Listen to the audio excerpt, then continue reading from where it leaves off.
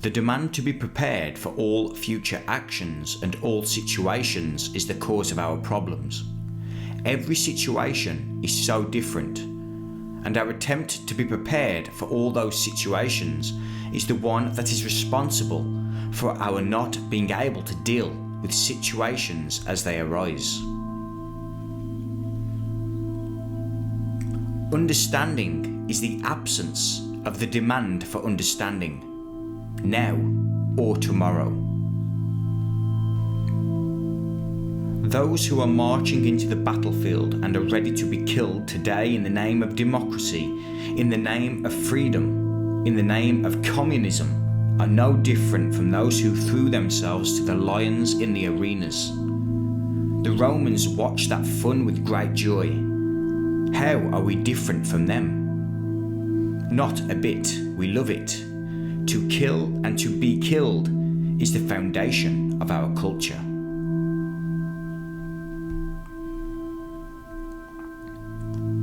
You say that I am living in illusion.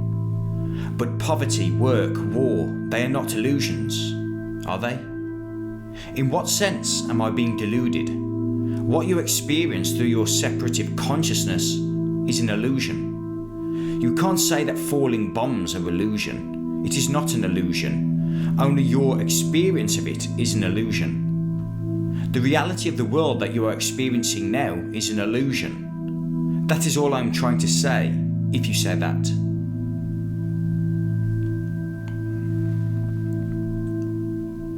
The problem is this. Nature has assembled all these species on this planet.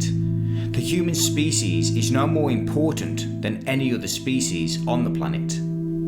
For some reason, man accorded himself a superior place in the scheme of things.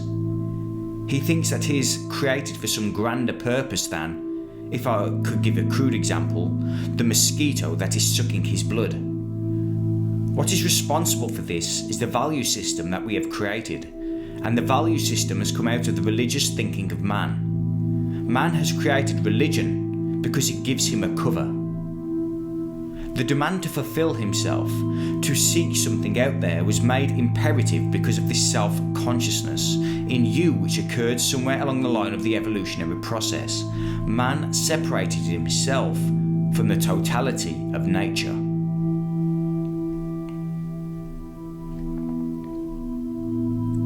Nature is interested in only two things: to survive and to reproduce one like itself. Anything you superimpose on that, all the cultural input, is responsible for the boredom of man. So we have varieties of religious experience. You are not satisfied with your own religious teachings or games, so you bring in others from India, Asia or China. They become interesting because they are something new. You pick up a new language and try to speak it and use it to feel more important. But basically, it is the same thing.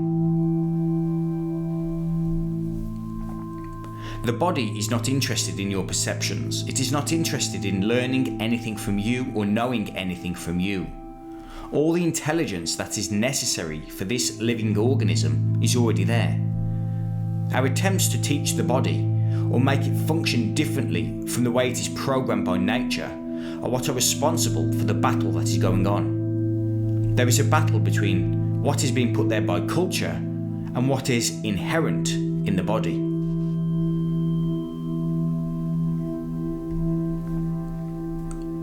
The body cannot be afraid of death. The movement that is created by society or culture is what does not want to come to an end. What you are afraid of is not death. In fact, you don't want to be free from fear. It is fear that makes you believe that you are living and that you will be dead. What we do not want is the fear to come to an end. That is why we have invented all of these new minds, new sciences, new talk, therapies, choiceless awareness, and various other gimmicks. Fear is the very thing that you do not want to be free from. What you call yourself is fear. The you is born out of fear. It lives in fear, functions in fear, and dies in fear. As a human body, it is an extraordinary piece of creation. But as a human being, he is rotten because of the culture. I may sound very cynical, but a cynic is really a realist. Life is simply a process of stimulus and response, and stimulus and response are one unitary movement. If that idea of the meaningful is dropped, then you will see meaning in whatever you are doing in daily life. But we have turned that, what you call sexual activity, which is biological in its nature, into a pleasure movement. There must be two, you know? I love somebody and somebody else loves me. Wherever there is division, there can't be love. We are trying to bridge this gap, which is horrible for us, which has no meaning, which is demanding something from us. With this fancy idea that there must be love between these two individuals. When once we are freed from the goal of solving problems, the question of whether it is a positive approach or a negative approach does not even arise. You will be peaceful when all of your ideas about awareness are dropped and you begin to function like a computer. You must be a machine, function automatically in this world, never questioning your actions before, during, or after they occur.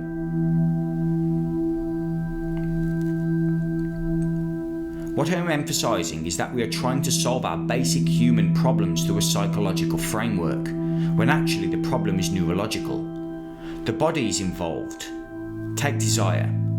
As long as there is a living body, there will be desire. It is natural. Thought has interfered in trying to suppress control and moralize about desire to the detriment of mankind. We are trying to solve the problem of desire through thought. It is thinking that has created the problem. The framing of what there is by the mind is what you call beauty. I still maintain that it is not love, compassion, humanism, or brotherly sentiments that will save mankind. No, not at all. It is the sheer terror of extinction that can save us, if anything can. Sorrow is there for as long as you think. There is actually no sorrow there to be free from. Thinking about and struggling against sorrow is sorrow. Since you can't stop thinking, and thinking is sorrow, you will always suffer. There is no way out, no escape. The demand for permanence in every area of our existence is the cause of human misery. There's no such thing as permanence at all. Thought is a very protective mechanism and is interested in its own survival.